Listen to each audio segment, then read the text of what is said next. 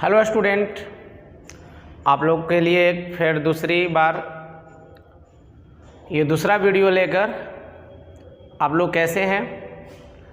और ये आप लोगों के लिए दूसरा वीडियो है एनपीओ का, नॉट फॉर प्रॉफिट ऑर्गेनाइजेशन का, जो हम लोग ने इससे पहले एक फर्स्ट पार्ट जा चुका है आप लोग के यूट्यूब पर, और आप लोग ने देखा भी होगा। और आप लोग से एक बार फिर कहेंगे कि आप लोग पढ़ें, और यदि आपको समझ में आए तो नहीं समझ में आए, दोनों के लिए आप लोग कमेंट करें। ये बेहतर होगा आपके लिए भी और हमारे लिए भी। और एक बार फिर दोहराते हुए, जो बच्चा मान लीजिए कि आपके अगल बगल है जो मोबाइल नहीं रखा है, तो उससे हमें कहिए बात करने के लिए, उसके बारे में हम बताएंगे। ऐसे हम लोग का ओपन क्लास 12 तारीख को होगा, फिर हम लोग पुनः ऑफलाइन क्लास पढ़ेंगे, लेकिन जब तक नहीं होता है तब तक हम लोग पढ़ें। पिछले क्लास में आप लोगों को बताए थे, पिछले वीडियो में, कि नॉट फॉर प्रॉफिट ऑर्गेनाइजेशन के बारे में मीनिंग, डिफिनीशन, उसके फीचर बताए थे आप लोगों को। उसके बाद फीचर के साथ साथ प्रॉफिट ऑर्गेनाइजेशन और नॉट फॉर प्रॉफिट ऑर्गेनाइजेशन में डिफरेंट बताए थे, ऑब्जेक्ट बताए थे, और ये भी बताए थे कि ये जो नॉट फॉर प्रॉफिट ऑर्गेनाइजेशन है वो फाइनेंशियल स्टेटमेंट क्यों तैयार करता है, क्यों प्रिपेयर करता है। तो एक बार दोहराते हुए कि नॉट फॉर प्रॉफिट ऑर्गेनाइजेशन क्या है, आप लोगों को बताए थे कि not for profit organisation refer to institution render service to the society और member for the promotion of literature, art, sport, education, culture, religion etcetera without aiming profit motive. यानी बिना प्रॉफिट एम के या विदाउट प्रॉफिट मोटिव के जब कोई organisation समाज के वेलफेयर के लिए, समाज के लोगों को एजुकेशन को बढ़ावा देने के लिए, आर्ट को बढ़ावा देने के लिए जब अपना वर्क करता है, तो वैसे ऑर्गेनाइजेशन को हम लोग बोलते हैं not for profit organisation, NPO. हम लोग पढ़ रहे हैं चैप्टर अकाउंटिंग फॉर एनपीओ यानी नॉट फॉर प्रॉफिट ऑर्गेनाइजेशन। तो आज हम लोग पढ़ेंगे कि financial account of not for profit organisation. देखिए, चाहे वो प्रॉफिट ऑर्गेनाइजेशन हो चाहे नॉट फॉर प्रॉफिट ऑर्गेनाइजेशन हो, दोनों ऑर्गेनाइजेशन अपने पोजीशन को जानने के लिए, अपने कंडीशन को समझने के लिए अपना स्टेटमेंट जरूर रखता है। तो हमारा नॉट फॉर प्रॉफिट ऑर्गेनाइजेशन भी अपने पोजीशन को जानने के लिए, अपने इनकम एंड एक्सपेंडिचर को समझने के लिए, मेंबर को सेटिस्फाई करने के लिए फाइनल अकाउंट बनाता है, जिसमें 3 अकाउंट इन्वॉल्व होते हैं। First receipts and payment, income and expenditure और बैलेंस शीट। तो अभी हम लोग बात करेंगे रिसिप्ट्स एंड पेमेंट के बारे में। सबसे पहले किसके बारे में पढ़ेंगे? रिसिप्ट्स एंड पेमेंट के बारे में पढ़ेंगे कि रिसिप्ट्स एंड पेमेंट अकाउंट क्या है। तो चलिए रिसिप्ट्स एंड पेमेंट के बारे में पढ़ते हैं हम लोग। देखिए, हम लोग लिख सकते हैं कि receipts and payment account mainly summary of cash book which prepare on the basis of which prepare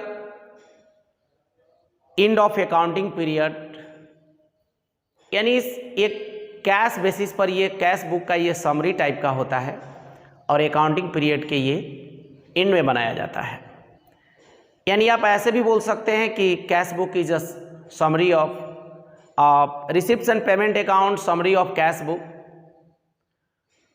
which prepare for या which prepare end of accounting period, यानी एक अकाउंटिंग पीरियड के लास्ट में इसको क्या किया जाता है, तैयार किया जाता है। यानी आप लोग कैश बुक पढ़े होंगे। कैश बुक में होता था कि जो भी रिसिप्ट्स है उसको डेबिट साइड में और जो भी पेमेंट होते थे उसको हम लोग क्रेडिट साइड में रिकॉर्ड करते थे। उसी टाइप के इसमें भी होता है।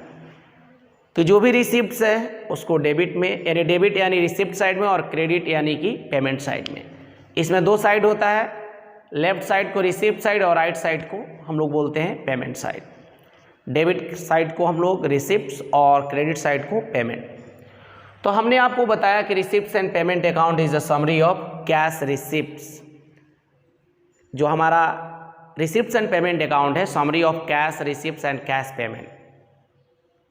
Cash receipts and cash payment relating to given period, यानी एक निश्चित समय के लिए जो रिसिप्ट्स होता है और जो भी पेमेंट होता है उसका ये एक समरी है, एक सारांश है। तो वही हमने बताया कि receipts and payment account is a summary of cash receipts and cash payment relating to accounting period, या एक डेफिनिट पीरियड, एक निश्चित समय से संबंधित जो भी रिसिप्ट्स एंड पेमेंट होते हैं उनके ये समरी होते हैं। आप बोल सकते हैं कि रिसिप्ट्स एंड पेमेंट अकाउंट जो है ना, एक कैश बुक के समरी के अलावा कुछ भी नहीं है। ये कैश बुक के अलावा कुछ भी नहीं है। तो आपके दिमाग में चल रहा होगा कि कैश बुक ही क्या है, ये थोड़ा बहुत डिफरेंट है, उसके बेसिस पर ही होता है ये रिसिप्ट्स एंड पेमेंट। तो एक बार और आपको दोहराएंगे कि जो रिसिप्ट्स एंड पेमेंट अकाउंट है, कि receipts and payment account is summary of receipts and cash payment relating to particular period या डेफिनिट पीरियड, यानी एक निश्चित समय के जो भी कैश रिसिप्ट्स है और कैश पेमेंट है उसका एक समरी है। रिसिप्ट्स एंड पेमेंट अकाउंट जो है summary of cash receipts and cash payment relating to accounting period, यानी एक निश्चित समय के एक अकाउंटिंग पीरियड से रिलेटेड जो भी कैश रिसिप्ट्स और कैश पेमेंट है उनका ये समरी होता है। उसके बाद आपको बता दें कि अकॉर्डिंग टू विलियम पिकलस के according receipts and payment account is the nothing more than summary of the cash book, यानी कैश बुक के समरी के अलावा ये कुछ भी नहीं है। उसके बाद अगर बात करते हैं हम लोग, तो आगे आप बोल सकते हैं कि receipts and payment account is a real account और एसेट्स अकाउंट, यानी रिसिप्ट्स एंड पेमेंट अकाउंट एक रियल अकाउंट है या एसेट्स अकाउंट भी बोल सकते हैं। इसको रियल अकाउंट भी बोलते हैं और हम लोग इसको एसेट्स अकाउंट भी बोलते हैं।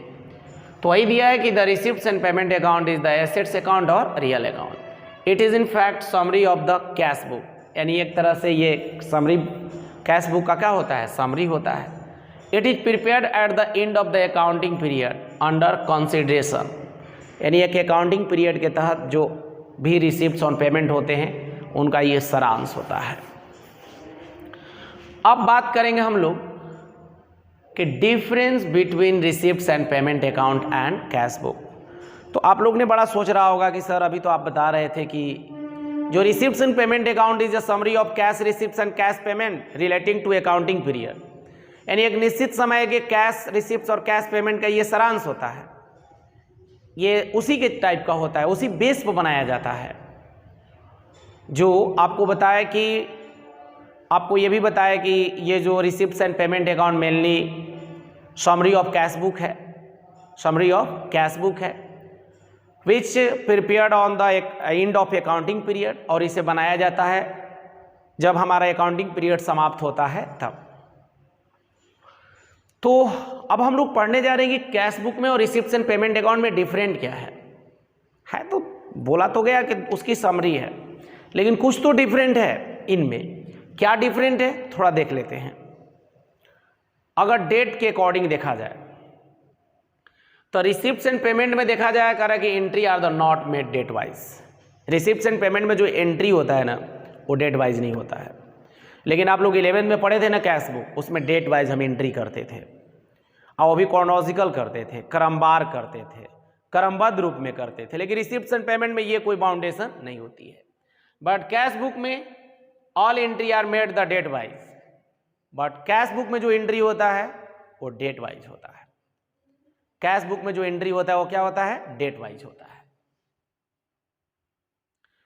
उसके बाद एंट्री की बात करें तो रिसिप्ट्स एंड पेमेंट में entry are made in the classified form, यानी आपको बता दें कि रिसिप्ट्स एंड पेमेंट में जो एंट्री होता है ना क्लासिफाइड, क्लासिफाइड का मतलब होता है कि उसमें दो तरह का होता है, कैपिटल रिसिप्ट्स और एक रेवेन्यू रिसिप्ट। तो उसको क्लासिफाई करके किया जाता है कि ये रेवेन्यू है और ये कैपिटलाइज है। बट अगर कैश बुक की बात करें ना तो एंट्री इसमें जो होता है कॉर्नोजिकल होता है। कॉर्नोजिकल मतलब क्रमवार, क्रमबद्ध रूप में, पहले 1 फिर 2 फिर 3 4 ऐसे डेट में लिखा जाता है। पीरियड की अगर बात करें हम लोग तो रिसिप्ट्स एंड पेमेंट अकाउंट करेंगे this account prepared at the end of accounting year, यानी इसको अकाउंटिंग ईयर के लास्ट में बनाया जाता है।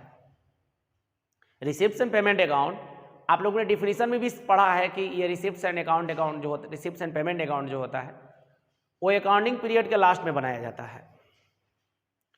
बट जो हमारा कैश बुक है वो डेली बेसिस पर बनाया जाता है। कैश बुक जो होता है वो डेली बेसिस पर, यानी कैश बुक अकाउंटिंग पीरियड के लास्ट में नहीं, वो डेली लिखा जाता है, हमेशा लिखा जाता है। उसके बाद अगर बात करें इंस्टीट्यूशन की बात करें तो रिसिप्ट्स एंड पेमेंट अकाउंट कौन इंस्टीट्यूशन केवल यूज कर सकता है, तो नॉट फॉर प्रॉफिट ऑर्गेनाइजेशन सिर्फ यूज कर सकता है। बट कैश बुक जो है this is the prepared all the organisation trading and non trading, चाहे वो व्यापारिक हो चाहे वो गैर व्यापारिक हो, चाहे वो बिजनेस करता हो चाहे वो सेवा का संबंधित हो, वो दोनों तरह का ऑर्गेनाइजेशन इसका यूज कर सकते हैं। उसके बाद है अगर लेजर फोलियो की बात करें, आप लोग को याद होगा कि हम लोग कैश बुक लिखते थे तो लेजर फोलियो का एक कॉलम सेपरेटली बनाते थे, उसके लिए अलग से हम लोग एक कॉलम बनाया करते थे, आप लोग को याद होगा। तो वही चीज़ है कि लेजर फोलियो की बात करें तो आपको तो पता है रिसिप्ट्स एंड पेमेंट अकाउंट में कोई लेजर फोलियो नहीं लिखते होता है, कॉलम नहीं होता अलग से। बट कैश बुक में लेजर फोलियो का कॉलम बनाया जाता है, उस बेसिस पर डिफरेंट है। अगर बात करें साइड की तो रिसिप्ट्स एंड पेमेंट अकाउंट में लेफ्ट साइड को हम रिसिप्ट साइड और राइट साइड को पेमेंट साइड बोलते हैं। बट कैश बुक में लेफ्ट साइड को डेबिट साइड और राइट साइड को क्रेडिट साइड। ये रहा है आपका डिफरेंट। किसमें डिफरेंट? रिसिप्ट्स एंड पेमेंट और कैश बुक। तो हमने आपको सबसे पहले बताया कि receipts and payment account is a summary of cash book, cash receipts and cash payment relating to accounting period, यानी एक निश्चित समय के कैश रिसिप्ट और कैश पेमेंट का ये सारांश होता है रिसिप्ट्स एंड पेमेंट अकाउंट। तो उसी के बेसिस पर ये बनाया भी जाता है, कैश बुक के बेसिस पर बनाया, लेकिन कुछ दोनों में डिफरेंट है, जो डिफरेंट आप लोग को हमने दिखाया। अब बात करते हैं main feature of receipts and payment account, यानी रिसिप्ट्स एंड पेमेंट अकाउंट का मेन फीचर क्या है। फर्स्ट यदि फीचर की बात करें हम लोग तो it is like a cash book, ये कैश बुक के जैसा होता है। ये लुक लाइक किसके जैसा होता है? कैश बुक के जैसा होता है। It is the summary of cash and bank transaction, ये कैश और बैंक ट्रांजेक्शन का क्या है? समरी है। All the cash receipts, all the cash receipt कह रहा है कि whether they are capital nature और revenue nature are show on the debit side of this account. देखिए ऑल टाइप का रिसिप्ट्स, देखिए दो तरह का रिसिप्ट्स होगा, एक कैपिटल और एक होगा रेवेन्यू। कैपिटल रिसिप्ट मीन्स जो बार बार नहीं मिलता है, ईयर में 1 टाइम या 2 ईयर या 3 ईयर आफ्टर मिलता है, उसकी टाइम पीरियड बहुत लंबा होती है, तो उसको कैपिटल रिसिप्ट यानी जो जिसमें रेकरिंग नेचर नहीं हो वो कैपिटल होता है। और जो रेवेन्यू जो बार बार मिलने वाला होता है जिसमें रेकरिंग नेचर पाया जाता है उसको रेवेन्यू रिसिप्ट्स बोलते हैं। उसके बाद है छोटू likewise all cash payment whether are the capital nature और revenue nature are show on the credit side. वही सेम चीज़ है कि पेमेंट को हम लोग क्रेडिट साइड में रिकॉर्ड करते हैं, चाहे वो कैपिटलाइज हो चाहे वो रेवेन्यू हो। तो आपको बता चुके हैं कैपिटलाइज मीन्स जो बार बार ना करना हो, जैसे हमने फर्नीचर परचेज कर लिया तो वो कैपिटल पेमेंट हो गया, बट रेंट और वेजेस जो हमें देना पड़ता है वो हमारे लिए रेवेन्यू पेमेंट होगा, बार बार देना होता है हम लोग को। फिफ्थ में दिया है कि the start with the opening cash and bank balance. Receipts and payment account जो है ना, ये जो रिसिप्ट्स एंड पेमेंट अकाउंट जो ओपनिंग बैलेंस से शुरू होता है, कैश के ओपनिंग बैलेंस और बैंक का ओपनिंग बैलेंस से स्टार्टिंग होता है। उसके बाद यदि बात करेंगे हम लोग, एंड भी ओपनिंग बैलेंस होता है और एंड भी क्लोजिंग बैलेंस कैश और बैंक के होता है। 6 में आते हैं कि the closing balance of his account indicate the cash left after meeting the expenses, it is the carried forward. अगर मान लीजिए कि इसका जो बैलेंस आता है, जो क्लोजिंग बैलेंस इसका आता है, वो ये बताता है कि सारे एक्सपेंसेस करने के बाद इतने पैसे अभी तक बचे हुए हैं, सारे पैसे बचे हुए हैं। कर it does not record non cash item such depreciation, यानी आप लोग को सीधे तौर से बताएं तो इसमें कोई भी एडजस्टमेंट का यूज नहीं होता है, कोई नॉन कैश आइटम नहीं यूज होता है। नॉन कैश आइटम मतलब जैसे कि डिप्रिसिएशन, आउटस्टैंडिंग, प्रीपेड, ये सब का इसमें यूज नहीं होता है। उसके बाद अगर बात करें limitation of receipts and payment account, limitation of receipts and payment account, देखिए हर चीज का मेरिट भी होता है और क्या होता है, डिमेरिट भी होता है। तो बात करते हैं हम लोग limitation of receipts and payment account की। First limitation is it is prepared on the cash basis of accounting and does not contain any non-cash item of expenses, example depreciation, that is depreciation।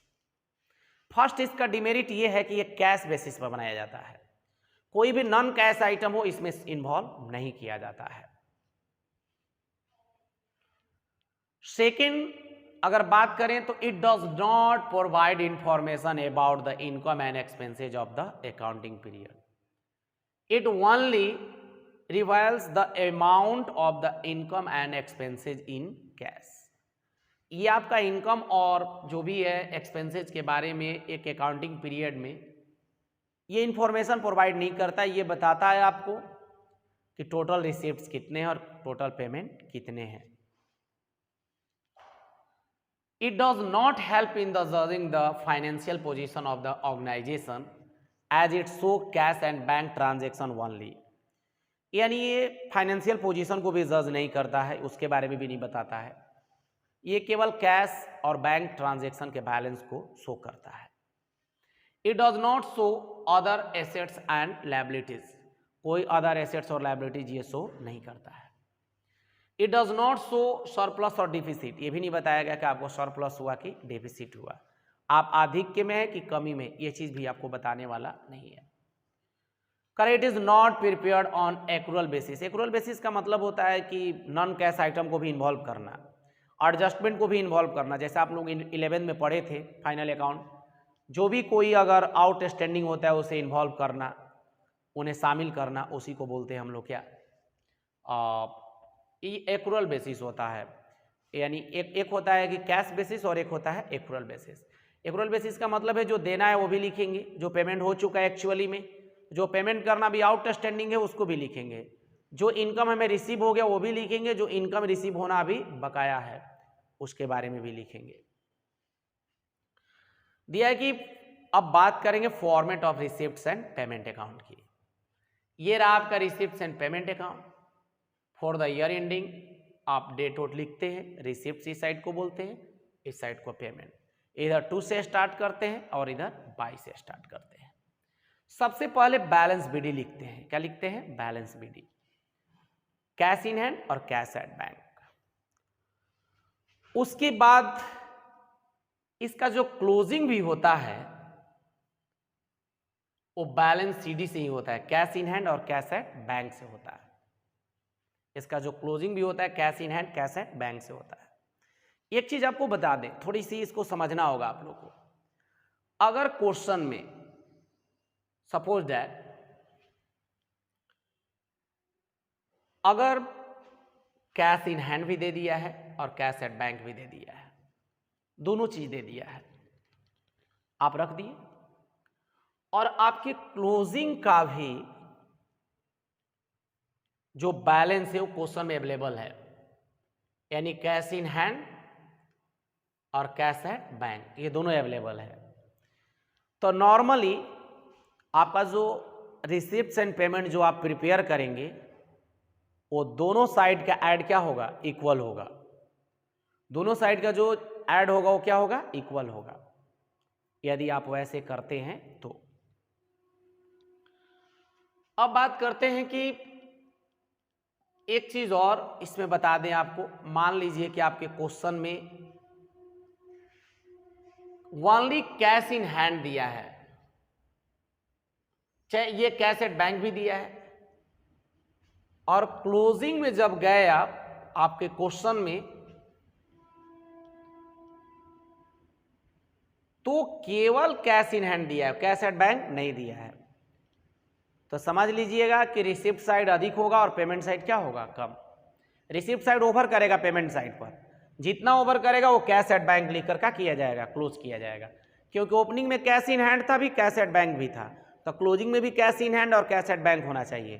तो cash in hand है लेकिन but cash at bank नहीं है, तो normally आपका आप समझ जाइएगा कि पेमेंट साइड में डिफरेंट आने वाला है, और जो भी पेमेंट साइड में डिफरेंट आएगा उसको हम लोग कह सकते हैं आपको कैश एट बैंक लिख कर बंद कर देंगे। एक सिचुएशन और होगा आपके सामने,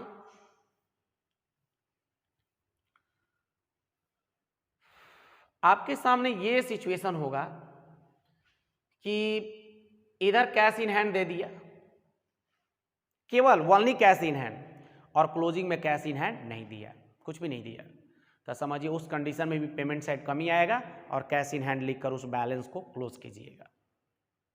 अगर दोनों तरफ का दोनों दिया है तो समझिए 99% आप चांस है कि दोनों तरफ का इक्वल आएगा, कोई दिक्कत। चलिए अब थोड़ा सा हम समझते हैं कि ये आपका रिसिप्ट साइड है, तो इधर टू लिख करके ही कोई भी आइटम लिखिएगा आप लोग, जैसे एक बार टू हम लोग ने लिख दिया है, आप समझ सकते हैं। तो इसमें दो तरह का रिसिप्ट होता है, कैपिटल रिसिप्ट और एक रेवेन्यू रिसिप्ट। कैपिटल रिसिप्ट उसको बोलते हैं जो हमें बार बार ना मिले, नॉन रेकरिंग नेचर का हो, जो एक बार मिले या हमारे ऑर्गेनाइजेशन के लाइफ में वन टाइम ही मिले, तो उसको बोलते हैं कैपिटल रिसिप्ट्स। लेकिन जो बार बार हमें मिले, जो रेकरिंग नेचर का हो, उसे रेवेन्यू रिसिप्ट। तो आप लोग के बुक में भी दिया होगा, अलग अलग करके दिया होगा, ये सब आप देख सकते हैं। सब्सक्रिप्शन, ये दिया आपका क्या, सब्सक्रिप्शन दिया है। सब्सक्रिप्शन जो है मेंबर होते हैं वो रेगुलर बेसिस पर, रेगुलर इंटरवल पर जो सब्सक्रिप्शन देते हैं क्लब के लिए, ऑर्गेनाइजेशन के लिए, उसको बोलते हैं subscription. General donation, general donation मतलब कोई पार्टिकुलर वर्क के लिए नहीं, बस इसी तरह डोनेट कर दिया नॉर्मली वर्क के लिए, कोई उसमें पार्टिकुलर वर्क इन्वॉल्व नहीं है। एंट्रेंस फी, जैसे कि आप मान लीजिए कि आप ऑर्गेनाइजेशन में कोई भी मेंबर एडमिट होता है तो उसको एंट्रेंस फी देना पड़ता है। Sale of newspaper, magazine, periodical, मान लीजिए पुराना आपके क्लब में पहले से मैगजीन ये सब पड़ा हुआ है, उसको सेल कीजिए और उसको आप रेवेन्यू मानेंगे। ये अभी तक जो भी चीज़ें सब रेवेन्यू है। Sale of old export material, proceed means आमदनी होता है फ्रॉम चैरिटी। क्या होता है ना कि जो क्लब के द्वारा कभी कभी शो की जाती है दान के पर्पज से, और उस चैरिटी शो से कुछ जो पैसा आता है उसको हम लोग यहाँ पर रखते हैं। उसके बाद है proceeds from use of hall.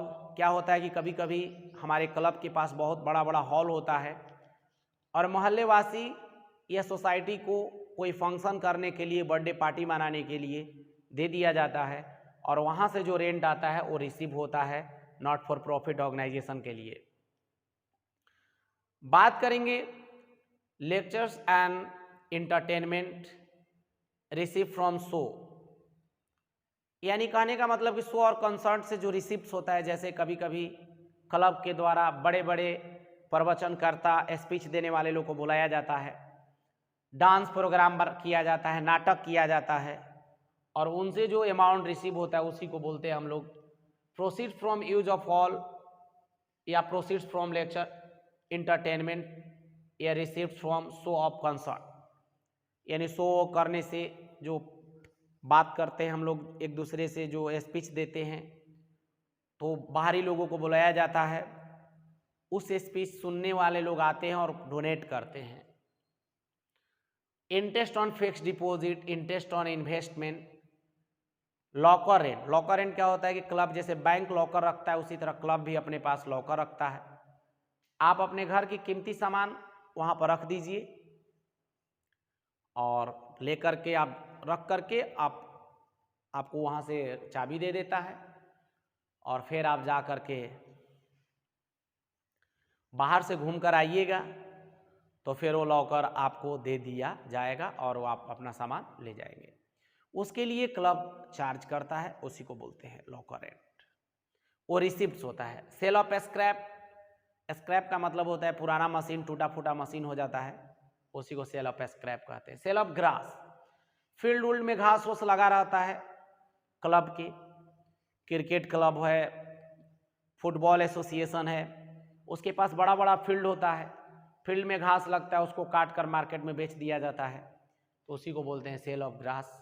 Grant in aid from government, government कभी कभी क्लब के लिए, कभी कभी नॉट फॉर प्रॉफिट ऑर्गेनाइजेशन के लिए वो अनुदान देता है, सब्सिडी देता है, कुछ हेल्प करता है, उसी को बोलते हैं grant in aid from government. उसके बाद मिसेलियंस रिसिप्ट, मिसेलियंस मतलब विभिन्न प्रकार के छोटे मोटे प्राप्तियां। ये सारे जो भी थे ये रेवेन्यू रिसिप्ट्स थे। आप लोग को याद करना होगा दो तरह से, ये रेवेन्यू रिसिप्ट्स है सारा का सारा। अब यहां से कैपिटल रिसिप्ट देखिए, स्पेसिफिक पर्पस ऑफ डोनेशन, देखिए डोनेशन रेवेन्यू में भी था और इसमें भी है। रेवेन्यू जो भी रिसिप्ट था उसमें भी था और इसमें भी है। रीजन ये है कि अगर कोई भी डोनेशन स्पेशल वर्क के लिए मिल गया, आपको स्पेशल वर्क के लिए मिल गया, तो समझिए कि वो कैपिटलाइज हो जाएगा। उसके बाद लेक्सिस हो गया, लेक्सिस मतलब वसीयतनामा होता है, हिंदी में इसको रिक्त भी कहते हैं। जैसे कोई व्यक्ति जीवित रहता है तो वसीयत में लिख देता है हमारे मरने के बाद मेरा ये बिल्डिंग, मेरा ये लैंड, मेरा ये प्रॉपर्टी क्लब को या स्कूल को दे दिया जाए। आपके गांव में भी ऐसे ऐसे कोई लोग सुनने को मिल जाते होंगे कि वो पर्सन थे जो अपना जो खेत है 2 बीघा या 3 बीघा जो भी है, या पूरा ये बिल्डिंग फील्ड और स्कूल के नाम करके गए थे, तो वही वसीयतनामा लिख कर जाते हैं लोग। तो वैसे रिसिप्ट्स को हम लोग capital receipt. Life membership fee, कोई ऐसे भी मेंबर ऑर्गेनाइजेशन में होते हैं कि जो लाइफ टाइम के लिए मेंबरशिप लेते हैं, तो वैसा रिसिप्ट बार बार तो मिलता नहीं है, इसीलिए उसको कैपिटल रिसिप्ट्स में हम रखते हैं। सेल ऑफ फिक्स्ड एसेट्स, कोई यदि फिक्स्ड एसेट्स सेल हो रहा है, उसे आपको मिल रहा है कुछ भी, तो उसको बोलते हैं हम लोग capitalise. Sale of investment, endowment fund, endowment fund को कहते हैं धन समर्पण कोष। जैसे कोई व्यक्ति अपने एसेट्स प्रॉपर्टी कोई स्पेशल वर्क के लिए देता है, अपने धन संपत्ति को समर्पण कर देता है, क्लब के लिए दे देता है, तो उसको इंडोमेंट फंड में रखते हैं। Sale of sport equipment, football पुराना हो जाता है, विकेट बैट बेच दिया जाता है, उसी को बोलते हैं सेल ऑफ स्पोर्ट इक्विपमेंट। तो ये अभी हम लोग समझ रहे थे किस साइड का, रिसिप्ट्स। इसमें आपके बुक में दिया हुआ है, 2 साइड में बटा हुआ है, रेवेन्यू रिसिप्ट्स, कैपिटलाइज रिसिप्ट्स। अब हम बात करेंगे पेमेंट साइड में। तो इधर एक चीज है, यहाँ पर देख रहे होंगे CD लिखकर बैंक ओवरड्राफ्ट लिखा है। एक चीज हमने बताना भूल गया आप लोग से कि ये तो आपको पता है कि cash in hand cash at bank से शुरू होता है और लास्ट भी cash in hand cash at bank से होता है। अगर दोनों ओर के cash in hand cash at bank लिखा है, उसके बावजूद भी डिफरेंट आ रहा है, अगर इधर डिफरेंट आएगा तो CD लिखकर बैंक ओवरड्राफ्ट लिखिएगा, और इधर भी CD आता है तो बैंक ओवरड्राफ्ट लिख करके क्लोज कर सकते हैं। तो दोनों तरफ की ये बैलेंस होती है, वैसी सिचुएशन आपके पास आएगी नहीं। अब बात आती है कि रेवेन्यू पेमेंट। तो जैसे रेवेन्यू पेमेंट यानी जो बार बार पेमेंट हमें करना पड़े, जैसे हो गया आपका salary and wages, rent, tax, insurance, audit फी।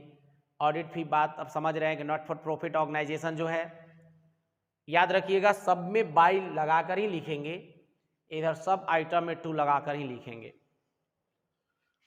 तो आपका ऑडिट फी है कि समय समय पर जो नॉट फॉर प्रॉफिट ऑर्गेनाइजेशन है वो अपना काम करते रहता है, वो अपना जांच पड़ताल कराते रहता है, और जो जांच पड़ताल करने वाले लोग आते हैं उनको पेमेंट करना पड़ता है। इसीलिए हम लोग ऑडिट फी रेवेन्यू है। उसके बाद अगर स्टेशनरी ये सब के बारे में आप लोग समझ रहे हैं, इसमें कोई समझाने की ज़रूरत नहीं है। ऑफकीप ऑफ ग्राउंड मीन्स होता है कि जो ग्राउंड होता है, फील्ड होता है, क्रिकेट का फील्ड होता है, फुटबॉल का फील्ड होता है, उसको देख रेख करना होता है। देख रेख करने के लिए कोई ना कोई बंदा को रखना पड़ता है और उसको जो देना पड़ता है उसी को बोलते हैं upkeep of ground. Entertainment expenses, gardening का मतलब होता है जो देख रेख करता है माली लोग होता है, जो फूल पत्ती लगाता है। कॉन्वेंस मतलब यात्रा व्यय, आने जाने के लिए खर्च, क्लब के मेंबर कहीं गए और आए। बैंक चार्ज, ये सब। Water, electricity, municipal tax, newspaper, magazine, periodical मतलब जो मैगजीन वैगजीन होता है। बार एक्सपेंसेस का मतलब होता है कहीं जाकर आपको कहीं लीगल खर्चा करना पड़ गया कोर्ट कचहरी में, तो उसको बोलते हैं बार एक्सपेंसेस। मिसलेनियस एक्सपेंसेस, छोटे मोटे खर्च। कैपिटल पेमेंट में आ जाएंगे आपको, जैसे furniture, purchase of book, investment, fixed investment, fixed deposit, price fund investment और बैलेंस शीट। ये रहा आपका रिसिप्ट्स एंड पेमेंट अकाउंट। तो आगे हम लोग क्वेश्चन इस पर डिपेंड देखेंगे। हेलो स्टूडेंट, देखिए क्या है कि जो हम लोग रिसिप्ट्स एंड पेमेंट का भी थ्योरी पढ़ रहे थे, उस पर ही एक प्रॉब्लम क्वेश्चन हमने आप लोगों को बना दिया है, बनाने जा रहे हैं, और उसको देखिए आप लोग ध्यान से। जैसे आप लोग के सामने क्वेश्चन, ऐसे क्वेश्चन तो हम हर बार नहीं लिख पाएंगे, क्वेश्चन आपके बुक से ही देखना होगा। हालांकि ये क्वेश्चन बुक से आउट है, तो ये थोड़ा सा ध्यान दीजिएगा आप लोग। दिया है कि from the following particulars taken from the cash book of the health club prepare the receipts and payment account. आप देख सकते हैं कि रिसिप्ट्स एंड पेमेंट अकाउंट बनाना है। ओपनिंग बैलेंस दिया, cash in hand, cash at bank, subscription दिया है, donation, investment, purchase, rent paid, general expenses, postage and stationery, courier charge, sundry expenses, closing cash in hand दिया है। और आपको बोला है कि रिसिप्ट्स एंड पेमेंट अकाउंट बनाइए। तो देख सकते हैं आप लोग, यहाँ पर है receipts and payment account of health club for the year ending dot dot, माने जिस डेट को बनाने के लिए कहता है उस डेट डाल देते हैं। इस साइड में रिसिप्ट्स और इस साइड में पेमेंट। आप देखिए ध्यान से, आप लोग क्या करेंगे कि स्टार्टिंग जो होता है इसका बैलेंस बीडी से होता है, तो बैलेंस बीडी लिखिएगा। बैलेंस बीडी में आपका जाएगा कैश इन हैंड, आपका 10,000 है। कैश एट बैंक जाएगा 50,000, और आपका फिर दिया है सब्सक्रिप्शन आपको 3,30,000 यहाँ पर दिया है, देख सकते हैं आप लोग। डोनेशन भी आपके लिए रिसिप्ट्स है, ये तो समझ सकते हैं। डोनेशन 70,000 है, डोनेशन 70,000 है। फिर इन्वेस्टमेंट परचेज दिया है, देखिए इन्वेस्टमेंट परचेज कीजिए तो पेमेंट होगा, तो इसको लेके आ जाइए पेमेंट साइड में।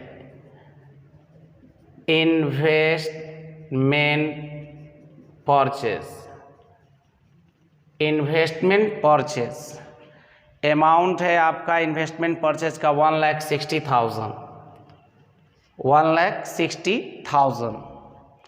आप देख सकते हैं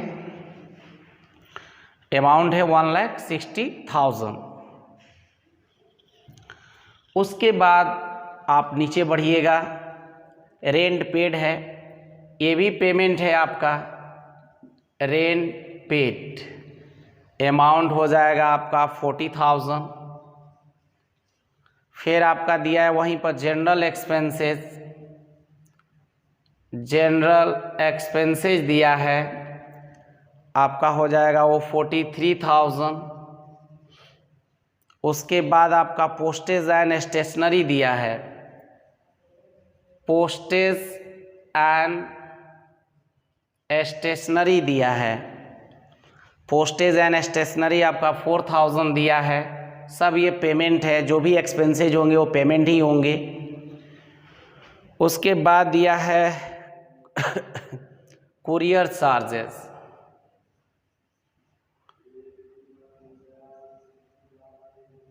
कुरियर चार्जेस ये दिया आपका 2000, और उसके बाद सन्ड्री एक्सपेंसेस दिया है, सन्ड्री एक्सपेंसेस। तो सन्ड्री एक्सपेंसेस आपका हो जाएगा 5000, और वहीं पर दे दिया आपको closing cash in hand, closing cash in hand. तो देखिए यहाँ पर दो चीज़ दिया है और यहाँ पर क्लोजिंग में मात्र कैश इन हैंड दिया है, तो कन्फर्म हो गया कि रिसिप्ट साइड बड़ा होगा और पेमेंट साइड क्या होगा, छोटा होगा। तो आप इधर आ जाइए, बैलेंस सीडी लिखिए। बैलेंस सीडी में आप लिख सकते हैं कैश इन हैंड। तो कैश इन हैंड तो आपके अवेलेबल है क्वेश्चन में 24,000, तो श्योर है कि इस साइड में कमी आएगा। इधर का जोड़िएगा आप लोग तो आ जाएगा आपका 4,60,000, 4,60,000 आ जाएगा। तो अब क्या करते हैं कि इधर श्योर हो गए कि हम इधर डिफरेंट आएगा, तो क्या करते हैं हम लोग कि ये ऐड करेंगे पूरा। तो ये देख रहे हैं 1,60,000 और 40, 2,43,000, 47, 49 और 5 हो जाएगा 54, यानी 2,54,000 और फिर 24 हो गया, तो आपका हो जाएगा 2,88,000। तो यहाँ से 4,60,000 में से 2,88,000 को क्या करेंगे, डिफरेंट करेंगे। तो 2 और यहाँ पर आपको जाएगा, एक बार ऐड और कर लेते हैं इधर का, 2,47,000, 49 और 49 यानी कि 54 और 24, यानी हो जाएगा 88, 27, यानी यहाँ पर गलत हो रहा है, देख लिया जाए एक बार और। इधर 4,60,000 हमने लिख दिया है, दोनों भी ठीक है, सब्सक्रिप्शन भी ठीक है 70, इन्वेस्टमेंट आपका 1,60,000 है, ठीक है। रेंट पेड 40, 43, 4, 2,000, 5,000 और 24, 2,00,000 और 2,43,000, 47, 2,000 हो जाएगा 49 और 54 नहीं 78 होगा, गलती हो रहा है यहाँ पर, 78 होगा, तो 78 होगा। अब ये 2 हो गया और 15 में से 7 गया 8, ये 1,82,000 का डिफरेंट आएगा, 1,82,000। तो इसको लिख कर क्या बंद करेंगे, cash at bank, cash at bank, सब जोड़ेंगे 4,60,000 हो जाएगा, 4,00,000 क्या हो जाएगा, 60,000 हो जाएगा। तो ये आप लोग का क्वेश्चन रहा। देखिए ये क्वेश्चन आप लोग को घर के लिए बनाने के लिए दिए हैं, आप लोग हमें बनाकर ज़रूर दीजिएगा और व्हाट्सएप पर सेंड कीजिएगा। जिनको अपना चेक कराना होगा पर्सनली, ग्रुप में नहीं, ग्रुप में नहीं तो बाकी सब लोग भी देख लेंगे, तो फिर वो लोग नहीं बना पाएंगे। तो इसीलिए आप लोग देख लीजिए और बनाकर हमें सेंड कीजिएगा, ठीक है। तो चलिए आज के लिए इतना ही।